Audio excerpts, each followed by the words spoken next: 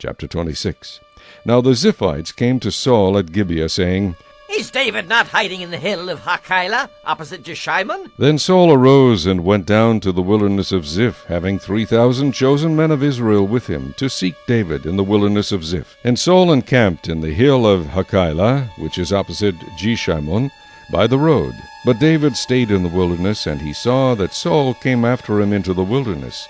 David therefore sent out spies, and understood that Saul had indeed come. So David arose and came to the place where Saul had encamped. And David saw the place where Saul lay, and Abner the son of Ner, the commander of his army. Now Saul lay within the camp, with the people encamped all around him.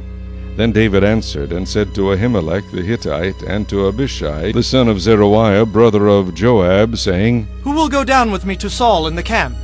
And Abishai said, I will go down with you. So David and Abishai came to the people by night. And there Saul lay sleeping within the camp, with his spear stuck in the ground by his head.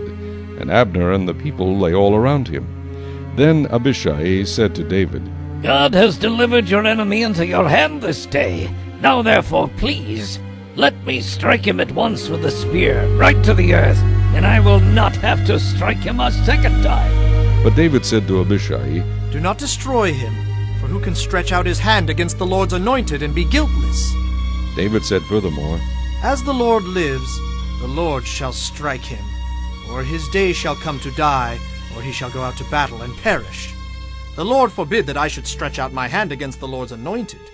But please, take now the spear and the jug of water that are by his head, and let us go. So David took the spear and the jug of water by Saul's head, and they got away, and no man saw or knew it or awoke. For they were all asleep, because a deep sleep from the Lord had fallen on them. Now David went over to the other side, and stood on the top of a hill afar off, a great distance being between them.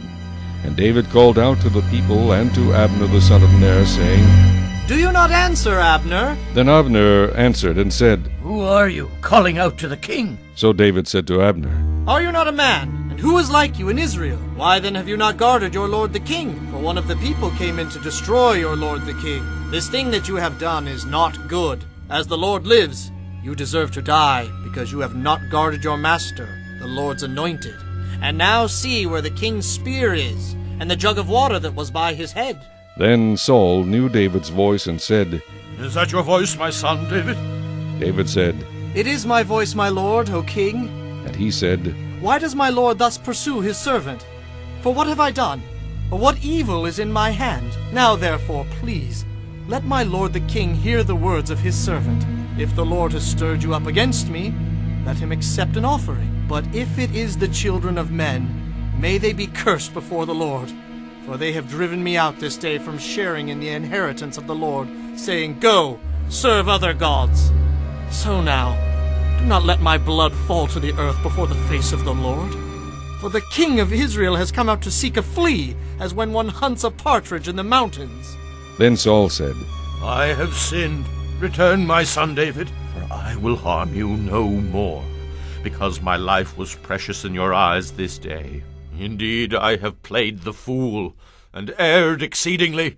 And David answered and said, Here is the king's spear. Let one of the young men come over and get it. May the Lord repay every man for his righteousness and his faithfulness. For the Lord delivered you into my hand today. But I would not stretch out my hand against the Lord's anointed. And indeed, as your life was valued much this day in my eyes, so let my life be valued much in the eyes of the Lord, and let him deliver me out of all tribulation. Then Saul said to David, May you be blessed, my son David. You shall both do great things, and also still prevail. So David went on his way, and Saul returned to his place.